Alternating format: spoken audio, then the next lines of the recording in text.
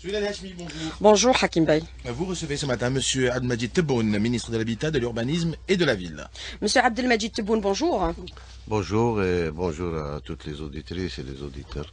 Alors avec l'accélération aujourd'hui du rythme de livraison des logements, celle qui va arriver prochainement, 20 000 logements qui seront distribués avant le mois de Ramadan, est-ce qu'on peut considérer aujourd'hui qu'il y a plus de rigueur et de célérité dans la réalisation des logements? Ce sont les programmes 2013-2014 qui arrivent aujourd'hui.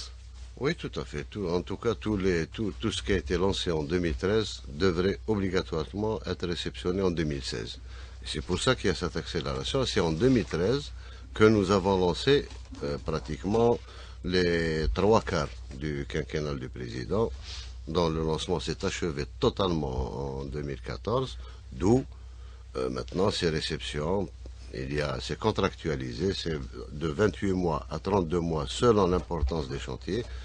Et je pense que l'année 2016 sera l'année des réceptions. C'est pour ça d'ailleurs on s'est engagé lors du dernier bilan avec les OPGI de cette année de livrer 350 000 logements. Est-ce que c'est un objectif qui sera atteint graduellement? 350 000 logements réalisés en... Depuis qu'on a commencé à placer la barre très haut, en 2014, on s'était engagé pour livrer 250 000. On est arrivé à 227 000, 228 000. Ensuite, en 2015, on s'est engagé à réceptionner 300 000. On a réceptionné 317 000, 327 000. Cette année, on s'engage à réceptionner 350 000 et je pense qu'il y en aura un peu plus. Parce que l'ADL, on commence maintenant à réceptionner, puisque les premières clés vont être données incessamment d'ici la fin mai.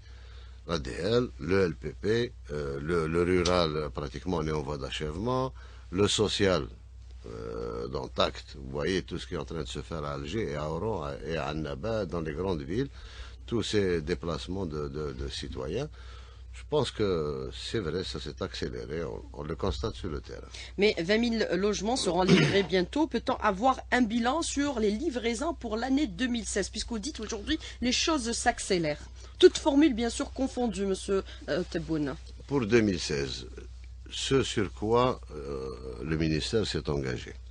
D'abord, les souscripteurs ADL 2001-2002 seront tous logés en 2016. Au minimum 90% d'entre eux. C'est-à-dire s'il y a les intempéries que nous sommes en train de connaître depuis ces quelques jours ont freiné un peu nos chantiers à Sidi Abdallah, où on devait réceptionner à la fin mai. Donc l'ADL déjà, qui sont assez nombreux pour Alger, uniquement pour Alger, il y a plus de 54 000. Le LPP, idem. Le social qui a été lancé en 2014, idem. Donc, l'année 2016, je le répète, sera l'année de réception de tout ce que nous avons lancé en 2013. Alors avec les objectifs que vous êtes tracés, est-ce qu'on peut considérer aujourd'hui qu'avec ce rythme de réalisation, on passe d'une situation de crise du logement vers une situation de pression sur le logement? Est-ce que la tendance s'inverse aujourd'hui? Oui, de toute façon, elle est palpable. Elle est palpable, même dans la rue, elle est palpable. Il n'y a plus tout ce débordement, tous ces troubles à l'ordre public qu'il y avait à un certain moment. Tout simplement parce que nos statistiques sont exactes. Nous avons essayé, au niveau du ministère de l'Habitat, depuis 2012, de s'organiser de telle sorte à avoir des chiffres fiables, avoir des statistiques fiables, à informatiser le ministère. C'est le premier ministère qui a été informatisé. D'où les premières souscriptions se sont faites sur Internet.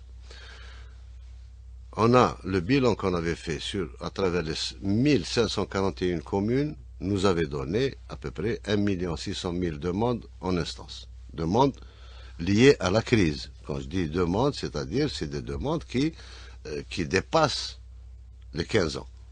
C'est de 15 à 44 ans. D'ailleurs, ceux que nous sommes en train de déplacer, certains d'entre eux sont depuis 40 ans dans un bidonville. Donc, par rapport à ce qui était déjà lancé, on a constaté qu'il y avait un gap de 750 000.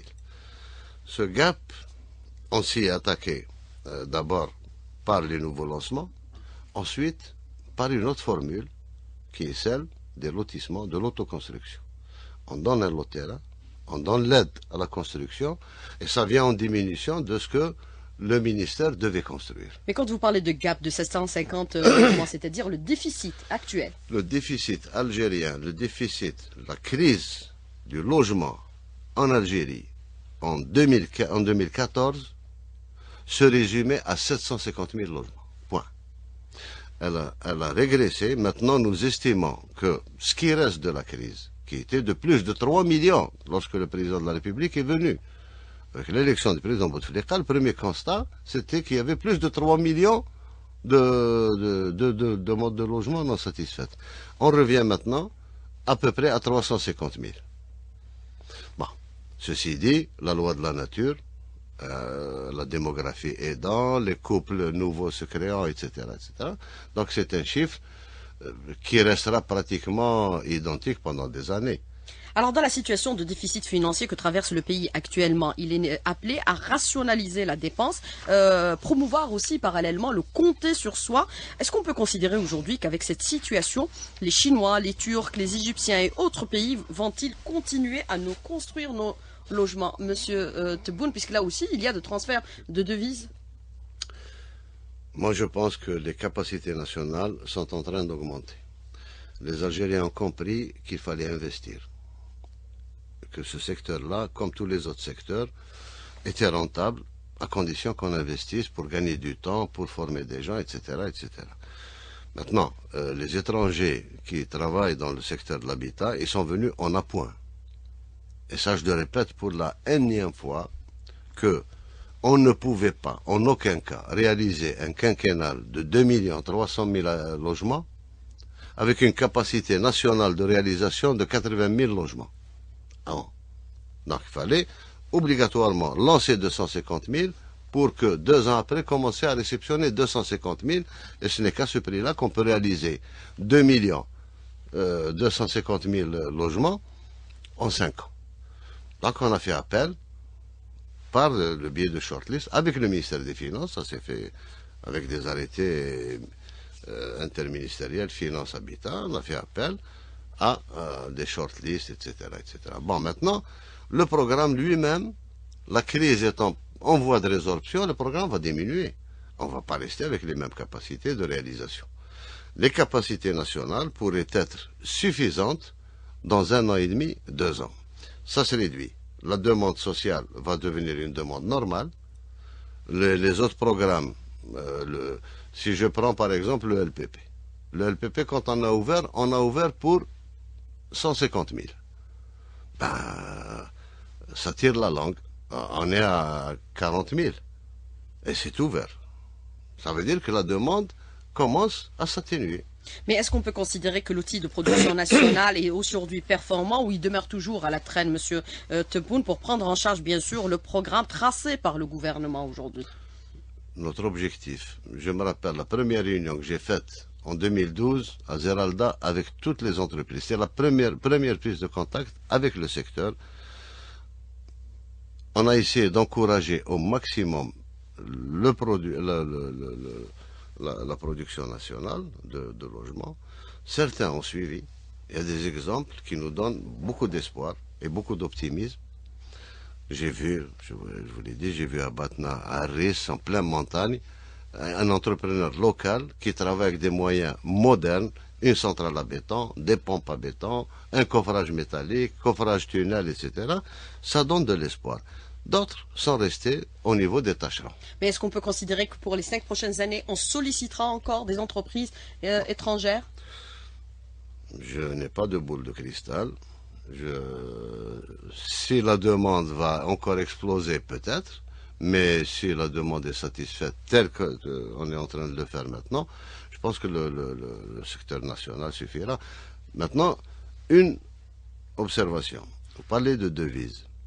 Vous savez, dans le meilleur des cas, quand on signe un marché, le taux de transfert est autorisé entre 25 et 27%. Actuellement, il est réduit à 12,5%. Et toutes les entreprises, 80% des entreprises turques ne transfèrent plus. Il n'y a plus de transfert de devises dans les marchés que nous signons. Donc ça, et puis c'est infinitésimal. C'est infinitésimal par rapport au coût global du logement par rapport au programme que nous avons. Oui, aujourd'hui, il y a certains opérateurs qui considèrent que l'État l'État doit être plutôt régulateur et non promoteur. C'est une revendication. Quel est votre commentaire? Certains considèrent que 90% des réalisations, c'est l'État. Bon, moi, je souhaiterais connaître ce certain. Il est pour qui? Quel groupe? Quel lobby? C'est ça le certain. Moi, je sais que l'Algérien lambda, l'Algérien basique, ne peut pas être pris en charge par ce certain. Il n'y a que l'État qui peut le faire. Il n'y a que l'État qui peut investir dans le social. C'est pas rentable. À l'origine, c'est pas rentable. Le logement, déjà lui-même, s'il n'y a pas une spéculation après dans la vente, c'est pas rentable pour eux. Ils préfèrent aller vers les équipements publics. Certains entrepreneurs, et à ce moment-là, ils ont tout notre respect, sont en train de réaliser en grand nombre. Ils font du bénéfice d'échelle, si je peux m'exprimer ainsi. Quand ils réalisent 1000 logements, même s'ils ne gagnent que 10% par logement, ça lui fait quand même un gain appréciable. D'autres qui préfèrent garder le marché intact, garder la tension sur le logement. Tension veut dire spéculation. Mais l'État n'investit pas seulement que dans le social, M. Tebboune. L'État investit également dans le promotionnel aujourd'hui. L'État a investi exceptionnellement, à titre tout à fait dérogatoire, dans le promotionnel, qui est le LPP. Le LPP est venu couronner une stratification, une segmentation du logement qui va du rural au social, au LSP, semi-social, jusqu'au LPP. Et le LPP s'adressait pratiquement, parmi vous, dans la famille des médias, dans la famille des administrations, des nouveaux médecins qui viennent de s'installer, des nouveaux... et n'ont pas les moyens d'aller vers le marché libre, spéculatif. La classe moyenne. Oui, la classe moyenne. C'est le prix moyen du logement actuellement vendu par la promotion libre. Le prix moyen du mètre carré est de 250 000 dinars. 25 millions le mètre carré en moyenne.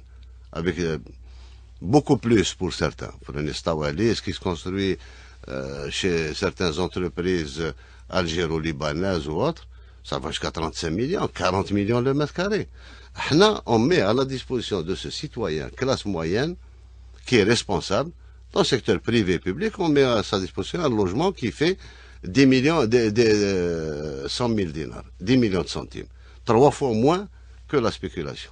Et si il avait un logement à sa portée, même à 12 millions le mètre carré, on ne construit pas. On considère que ce qui se construit suffit à satisfaire la demande de la classe moyenne. Monsieur Abdelmajid Tebboune, merci de répondre à nos questions. Restez avec nous pour la deuxième partie de l'invité de la rédaction, où 5 minutes seront consacrées aux questions des auditeurs qui sont très très nombreux ce matin. A tout de suite. De la rédaction de la deuxième partie, Souhil El-Hachmi, ce matin, nous recevons M. Abdelmajid Tebboune, ministre de l'Habitat, de l'Urbanisme et de la Ville. Alors, M. Abdelmajid Tebboune qui est avec nous ce matin dans le studio. Alors, M. Abdelmajid Tebboune, moi je voudrais revenir un peu, parce que c'est une question qui revient énormément par les auditeurs qui nous ont contactés ce matin, c'est avoir un peu le détail des livraisons qui vont s'opérer pendant cette année, c'est-à-dire 2016, puisque vous dites que le rythme aujourd'hui s'accélère. On peut avoir quelques détails éventuellement? Le détail, je vous ai dit que cette année, on s'est engagé à réceptionner 350 000 logements.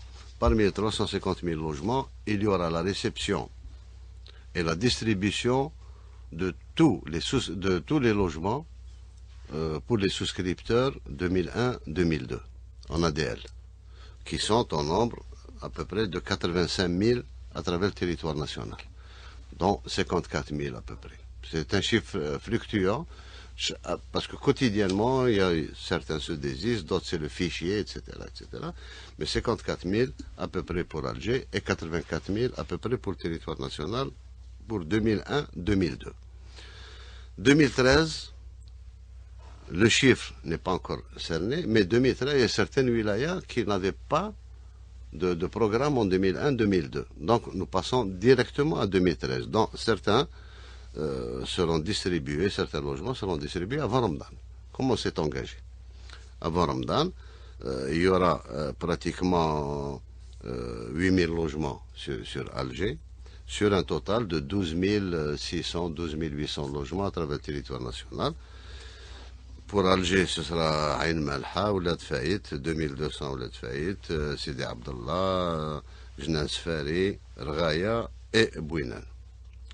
Et pour à l'est du pays, il y aura 1000 logements à Khenchla, 350 logements à Batna et les 600 logements que M. le Premier ministre a déjà distribués à Annaba. Ça, c'est 2013 aussi. Et avec acte. Maintenant, nous donnons le logement avec acte. Mais Pour ce qui est de l'ouest, il y a 700 logements à Intmouchent, 600 à Mostaganem, 600 à Sidi Bla Abbas et 350 logements à Bchar. Hadou, c'est avant Ramadan. Donc on va commencer. l'engagement est pris. Oui, oui, c'est clair. Alors, autre question qui est d'actualité Pour le aujourd'hui. LPP aussi, avant Ramadan, il y aura 1800 logements dans les clés seront remises avant Ramadan. Au niveau de l'Algérois ou au niveau Au de niveau tout de le l'Algérois, territoire? parce que c'est là où ça s'est engagé disons, premier. Alors, une question qui est d'actualité avec la situation de la finance du pays. Est-ce que, avec la situation financière actuelle, est-ce qu'elle nous permet de maintenir le soutien et la subvention du logement, Monsieur Tebboune?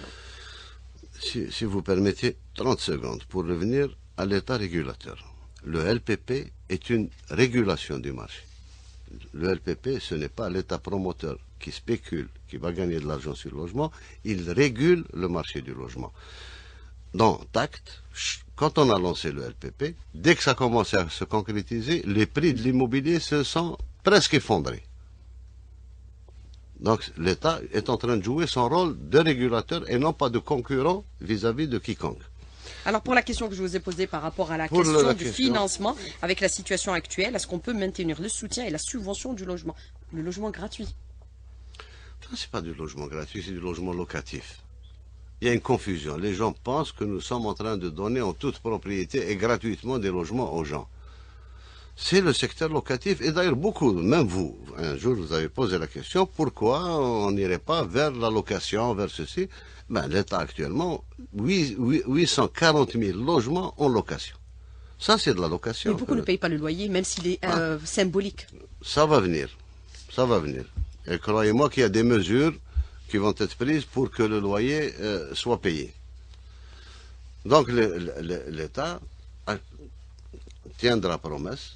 Il y a une mission d'éradication de la crise. On va l'éradiquer. On va éradiquer la crise. On l'a pratiquement. On est sur le point de l'éradiquer. Pour le reste, c'est à la demande. Le LPP, c'est à la demande. On ne construit pas des logements pour les mettre en vente. On construit des logements sur demande.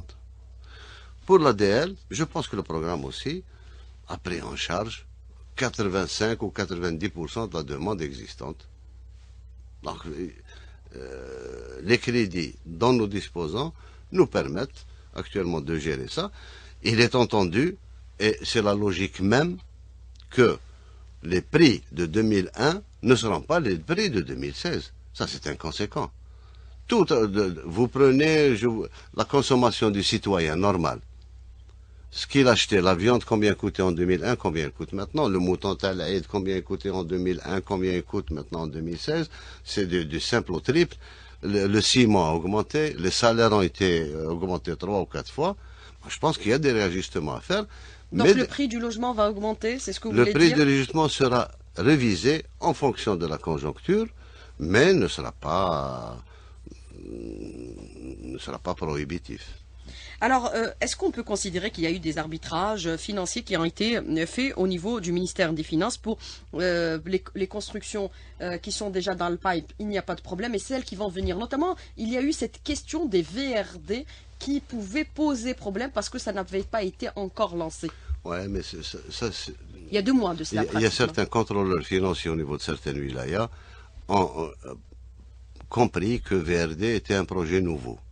Ce n'est pas un projet nouveau, c'est la continuité du logement. Vous ne pouvez pas livrer un logement s'il n'y a pas l'assainissement, s'il n'y a pas l'AEP, s'il n'y a pas la voie d'accès. Bon, je crois que cet équivoque est levé, il n'y a aucun problème. Maintenant, les logements, on est en train de lancer de très grosses opérations de VRD à Sidi Abdallah, à Bouinan, à Oulad Faït, ailleurs à travers le territoire national. Les VRD sont intimement liés au logement. Ça a été réglé. C'est réglé. C'est réglé avec les finances. C'est réglé. Alors, autre question, la loi 08-15 sur le parachèvement des constructions. Est-ce qu'on peut considérer aujourd'hui que vous allez agir? Elle prend fin le mois d'août. Est-ce que vous allez agir définitivement ou vous allez encore une fois, M. Tebboune, proroger les délais? On ne prorogera pas les délais. C'est clair. On a prorogé une fois. Ce qui n'a pas été fait en 6 ans ne peut pas être fait en quelques mois. C'est clair. Ceux qui veulent régulariser, ils l'ont fait. Ceux qui ne veulent pas régulariser ou sont dans une situation irrégularisable, ça on n'y peut rien. Maintenant reste l'achèvement. Il y a une circulaire qui va rentrer dans le cadre d'exécution, circulaire du Premier ministre. À partir du mois d'août, les opérations de fermeture des magasins, des trucs qui se situent en bas des immeubles non achevés, on entamera l'opération. Jusqu'à achèvement total et remise du certificat de conformité. Les notaires vont avoir des instructions du ministère de la Justice pour ne plus passer d'acte de location s'il n'y a pas le certificat de conformité à côté. Vous allez sévir, en termes clairs. Non, on va appliquer la loi. Qui prévoit ces dispositions. Qui prévoit ces dispositions-là. Tout le monde doit achever sa construction avant le délai du mois d'août. Tout à fait. Alors, une question aussi, et avant d'entamer celle des auditeurs, il se trouve aujourd'hui que beaucoup de personnes qui ont acquis un logement n'ont pas bénéficié dans le cadre des programmes anciens, que ce soit réalisé avec les OPJI ou l'ancien programme de la CNEP, et également d'actes de propriété. Vous avez instruit pour régulariser cette situation, mais elle demeure toujours, parce que certains n'ont pas la conformité. Le problème se situe au niveau de la célérité avec laquelle sont traités les dossiers au niveau des domaines. Vous savez que c'est un transfert de propriété foncière de l'État vers le secteur privé de l'État, qui sont les OPJ et autres. Les dossiers sont là et ils travaillent et ça s'accélère un peu, mais de toute façon, la date butoir de la loi ne touchera pas ces gens-là parce que les dossiers sont déjà déposés. Donc ils seront traités même après le mois d'août. Je sais que une bonne partie, tout ce qui est ADL, tout ce qui est LPP bien sûr, tout ce qui est promotion des OPJI, c'est régularisé presque à 90%. Commence à donner des actes aux gens. Pour les OPJI, idem. Nous sommes, hier encore, j'étais en réunion avec le... C'est les anciens programmes LSP, généralement, qui posent problème. Non, au contraire, les programmes LSP ne posent pas problème, parce qu'il y a eu transfert du terrain, les domaines, vers l'entrepreneur privé. Pas au niveau de toutes les OPJI. Certaines sont encore en situation... Pas les OPJI, parce que le LSP, c'est pas les OPJI. Le LSP, il y a du privé, des OPJI, des agences foncières. Tout le monde s'est mis à faire du LSP. On est en train de régulariser, mais ça ne tient pas à nous. Ça tient à un transfert de propriété des domaines vers l'institution qui a construit. Alors l'opération cession de biens de l'État, est-ce que c'est une opération qui marche bien aujourd'hui? Certains disent qu'il y a des difficultés qui demeurent et qui sont essentiellement au niveau des domaines. Je vous dis la vérité, je n'ai rien compris. Au début, il y avait un engouement pour cet achat. On a facilité à l'extrême, on a rabaissé les prix, on a pris toutes les mesures anti-bureaucratiques qui puissent exister, jusqu'au dernier décret du Premier ministre qui a carrément chanté la commission de Daïra. Donc c'est une relation directement entre l'OPJI et le citoyen. Ça avance doucement. Bon.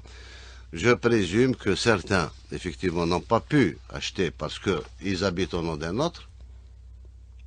Là aussi, je pense que ce mois-ci, on prendra toutes les mesures nécessaires pour autoriser la cession entre parents. Avant, c'était uniquement les ascendants ou les descendants. Maintenant, on accepte les collatéraux, NCIB, etc., etc. Donc, tous ceux qui ont un lien familial avec l'attributaire initial du logement, on va régulariser. Les autres, le gouvernement va décider incessamment. Vous avez un bilan sur des chiffres qui ont été réalisés éventuellement, puisque vous dites que ça ne marche pas trop bien. Même vous, vous n'avez pas compris, malgré toutes les facilitations accordées par les pouvoirs publics aujourd'hui, Monsieur Tebboune. La situation, nous avons à ce jour cédé 125 000 logements qui ont été déjà cédés. sur 571 000 qui avaient accédé. Il nous reste pratiquement 515 000 logements. 515 000 logements. Le total du parc cédé est de 156 000 logements, 709. C'est ce qui a été vendu définitivement. Il reste 515 654 à vendre, à céder. Alors, plusieurs questions des auditeurs. Nous sommes vraiment... elles sont très très nombreuses. Je ne sais pas si on aura le temps de poser un maximum. On essaiera, en tout cas. On fera de notre mieux. Les promoteurs sont-ils tenus de respecter les délais de réalisation et auront-ils des pénalités en cas de retard? Rapidement sur cette question d'un auditeur, monsieur le ministre. Si c'est des promoteurs libres, non. Ils ne subissent aucun contrôle dans ce domaine-là de notre part. Il y a l'acte qu'ils ont signé avec leurs souscripteurs et il y a la justice qui tranche dans ce cas-là. C'est privé et ça restera privé. Alors, vous parlez de main-d'œuvre Maintenant, locale. une chose, les promoteurs sont tenus de s'inscrire au fonds de garantie pour nous donner la possibilité demain, en cas de défaillance du promoteur, de faire de la subrogation. On termine le logement ou on indemnise le citoyen par le fonds. Et à ce titre-là, je tiens à... C'est une information qui a son importance. Nous avons 250 promoteurs qui travaillent hors la loi, qui n'ont même pas l'agrément. Et nous avons pratiquement quelque chose comme 1000 promoteurs qui ont pris leur agrément et qui n'ont pas souscrit leur adhésion au fonds de garantie. Alors, j'ai souscrit au programme LPP, j'ai été affecté à Al-Raya, 24e choix, et je ne suis pas satisfait car je considère que je fais partie des premiers qui ont souscrit à ce programme. Y a-t-il possibilité aujourd'hui de recours et quels sont les critères qui ont favorisé que j'obtienne le 24e choix? Pour l'ADL? Pour le LPP, il dit j'ai souscrit et j'ai été affecté à Al-Raya alors que je suis parmi les premiers à avoir souscrit à cette formule aujourd'hui et j'ai eu mon 24e choix. Ça dépend quel numéro il a. Je suis le premier, ça dépend. Il y a des critères qui ont été fixés. C'est un logiciel qui détermine le choix du site définitif. Je ne sais pas. Je ne peux pas vous répondre. Alors, autre question d'un auditeur, il vous dit aujourd'hui, est-ce que vous considérez, vous parlez de main-d'œuvre qui est qualifiée, qui est inexistante sur le marché, y a-t-il possibilité pour les promoteurs d'importer une main-d'œuvre étrangère? Non. Non. Non. Pas de dérogation. Pas de dérogation lorsqu'il s'agit de main-d'œuvre ordinaire.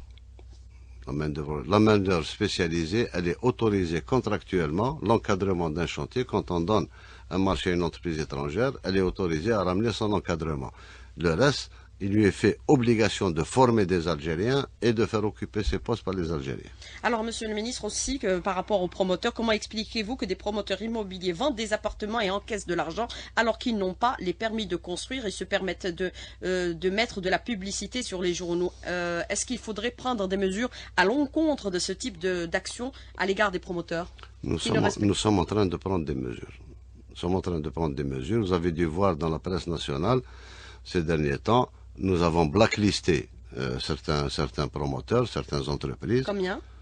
Nous sommes à peu près à une quinzaine blacklistés, donc ils n'ont plus le droit d'accès à la réalisation nulle part. Ça viendra, nous sommes en train de contrôler les chantiers un par un, nous avons listé ceux qui ont promis de régulariser la situation, ceux dont la situation ne peut plus être régularisée, etc., etc. Je vous signale, Bark, contrairement à ce qu'on dit, nous sommes aujourd'hui à 6500 promoteurs agréés par le ministère, en vertu de la nouvelle loi. Sur les 6500, il y a 1200 qui activent. Les autres, ils ont leur acte d'agrément dans la poche et peut-être ils attendent de pouvoir lancer quelque chose. Alors, des auditeurs aussi vous posent cette question. Nous avons été privés de la DL1, nous avons été privés de la DL2 parce qu'on n'avait pas on n'avait pas les critères requis pour pouvoir nous inscrire. Y a-t-il possibilité d'aller vers ADL3? Monsieur Tebboune. Inch'Allah. Inch'Allah veut dire quoi? Veut dire c'est un engagement, veut dire pas, on garde de l'espoir. C'est voilà, éventuellement la formule qui sera à l'avenir favorisée. Inch'Allah. Pas d'autres réponses? Inch'Allah. Alors aussi, nous sommes dans des localités un peu éloignées. Certains, aujourd'hui, nous occupant les zones rurales, certains disent aujourd'hui que le logement rural ne sera pas reconduit par les pouvoirs publics. Il ne sera plus réalisé alors qu'il y a dans le PAI 950 000 logements. Est-ce que c'est vrai? C'est l'auditeur qui vous pose cette question. Non, dans les zones rurales, est-ce qu'il y a les logements logement rural, on le maintient? Le programme du logement rural marche aussi bien, sinon encore mieux que le logement social, urbain. Nous sommes actuellement à 840 000 logements pratiquement en voie d'achèvement, ou tout au moins l'aide de l'État a été servie en totalité. Pour le reste, c'est un problème de liste. Au niveau de certaines communes, les listes n'ont pas été faites parce qu'il y a mésentente au niveau des responsables de la commune. Pour d'autres, c'est un problème avec les domaines, avec l'agriculture, parce que le terrain choisi est agricole, parce que, mais tout a été distribué et c'est une excellente formule. Vous la maintenez? On la maintient. 950 000 logements seront réalisés? C'est la meilleure barrière contre l'exode rural. C'est la meilleure récompense qu'on puisse donner, reconnaissance qu'on puisse donner à la zone rurale pour tout ce qu'elle a subi pendant la guerre de libération, pendant le terrorisme, etc., et pour relancer la production agricole nationale. Alors certains parlent aujourd'hui du LPP. Le NPI ne communique pas avec les souscripteurs LPP. Aucune transparence dans les préaffectations. Est-ce qu'il y a possibilité de mettre un peu plus, c'est-à-dire de les instruire pour plus de communication pour les souscripteurs, Monsieur Tebboune? La communication est toujours bonne. La communication est censée lever toute suspicion sur une opération. Mais je vous dis, on a vu le logiciel utilisé par le NPI. On l'a étudié avec le staff de l'NPI, ce groupe informatique, etc. On l'a étudié pendant un mois. Un mois pour arriver à quelque chose de transparent et qui rende justice aux gens. Quelqu'un qui s'est inscrit en 100e position, ce n'est pas quelqu'un qui s'est inscrit à 18 000 ou 16 000 ou 20 000. Et puis pour le LPP, les choix des sites ont été ouverts. Pour les sites et ont atteint un certain niveau de réalisation, comme pour l'ADL d'ailleurs. Il y a d'autres choix qui peuvent être faits. C'est plus facile dans les wilayas où il y a un seul site ou deux. À Alger, il y a une trentaine de sites. Et puis, quoi qu'il en soit, ce qui m'a fait chaud au cœur, je vous le dis sincèrement, le barah, j'écoutais un citoyen parmi les gens transférés hier par la wilaya d'Alger, qui disait, on m'a donné à Dergana, moi il habitait Beblouad, on lui a donné à Dergana, je suis très content, même si on m'avait donné à Mostaganem, à Oran ou ailleurs, c'est l'Algérie, on m'a donné un logement, je remercie le pays de m'avoir donné un logement. Alger reste Alger. Qu'on habite Dergana, moi je souhaiterais, l'idéal serait de donner à chacun son logement à côté de ses parents, à côté de là où il a grandi, à côté de ses amis d'enfance. Mais c'est pas possible. Physiquement, c'est pas possible. Donc, Alger reste Alger, il y a assez d'autoroutes, il y a assez de voies de communication, il y a assez de moyens de transport pour qu'on accepte un quartier ou un autre. Alors, autre question des auditeurs. Les inscriptions pour le logement LPP, c'est pas encore bouclé, Monsieur Tebboune, parce que quand on accède sur le site, ils disent inscription fermée. Ah, il y a des retardataires. Au début, on s'était lancé sur 150 000 logements. Quand on a vu qu'à partir de 38 000, 40 000, la demande commence à tirer la langue, on a arrêté. Là, c'est pas la peine d'attendre les gens. On a arrêté. Le Premier ministre a pris la décision de bloquer à 50 000. Actuellement, nous sommes à 38 000. Donc, il reste encore 12 000 peut-être à... Donc, les inscriptions sont toujours ouvertes. Oui, pour ceux qui ont déjà déposé, on va régulariser leur situation. Alors, autre question des auditeurs, ils vous disent pourquoi il y a plus de rapidité dans la réalisation des logements sociaux et pas pour le reste. Ah, si, non, pas du tout. Il n'y a pas de discrimination entre les uns et les autres? Aucune. Le parent pauvre, c'était le logement social. C'était des logements, c'était des chantiers qui duraient 5 ans, 6 ans, 7 ans. Aujourd'hui, ils avancent au même rythme parce qu'il y a un meilleur contrôle, il y a une sévérité dans le suivi, les gens sont... Alors, vous avez une question d'un auditeur qui nous dit « Je vous écoute du Japon, je suis fonctionnaire de l'État algérien, je suis en mission actuellement et je suis pénalisé pour m'inscrire au LPP que je suis prêt à payer dans un délai de 3 mois. Je suis obligé d'attendre les échéanciers fixés par l'État. Est-ce que je peux anticiper sur le paiement ?» Tout à fait. Tout à fait. Même pour l'ADL, il y a Même des pour anticipes. l'ADL, nous avons pris un texte. Ceux qui veulent payer en cash, ils peuvent payer en cash. Ceux qui veulent réduire volontairement la durée de remboursement de 25 ans, la réduire à 5 ans, ils signent un engagement volontaire. On ne l'obligera pas. Et tfaddal. Alors, une autre question d'un auditeur qui vous dit, nous sommes dans un contexte financier difficile. Comment l'État peut-il continuer à céder des logements quasiment gratuitement? Quasi gratuits. C'est pas des logements gratuitement. Vous l'avez dit tout à l'heure. J'ai dit. C'est locatif. C'est des logements locatifs. Il y a des gens qui ne peuvent pas acheter. Et ils louent. Mais La est-ce qu'à location- l'avenir, cette formule pourrait être